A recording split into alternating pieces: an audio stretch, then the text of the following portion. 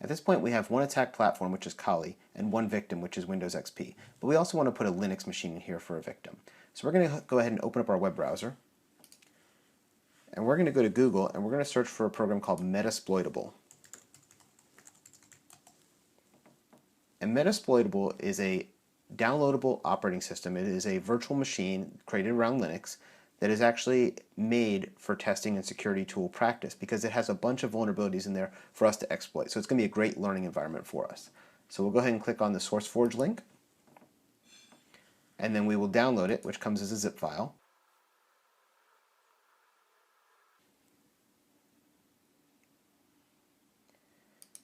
Now, once Metasploitable is downloaded, it comes as a zip file. We'll have to unzip it.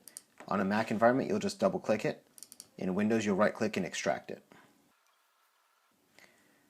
If you open the folder, you'll see that this comes as a VMX file with the hard drive being a VMDK. That's because this comes as part of VMware file format, but that's okay. VirtualBox will still be able to use that. So what we'll do is we'll go into VirtualBox, we'll click New. In this case, we'll give the name of Metasploitable. It's a Linux, and it is considered other Linux.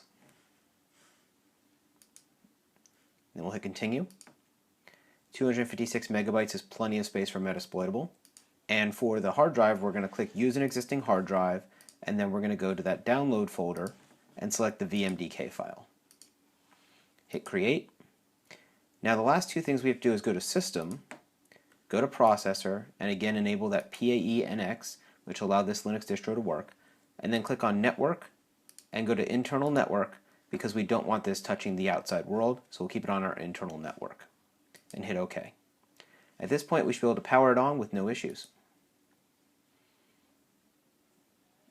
And again, if you want to go full screen, View Full Screen.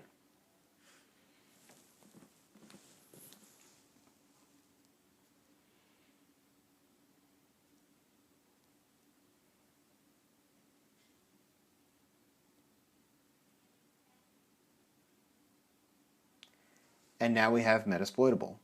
Now the login is msfadmin with the password of msfadmin. We could try that to ensure that it works. And now we have a usable Metasploitable that's up and running for us to start hacking against. Again, I'm going to do the Alt-Tab or Command-Tab to get back to the Macintosh environment. So now I have my Metasploitable and my Kali Linux running. I can also start my Windows XP, and I want to ensure that all of my networks are set to that internal network. So as you can see, I've set all of mine to internal network. You want to do the exact same thing, just clicking on network and selecting internal network, and the name of the network has to be matching on all three of them.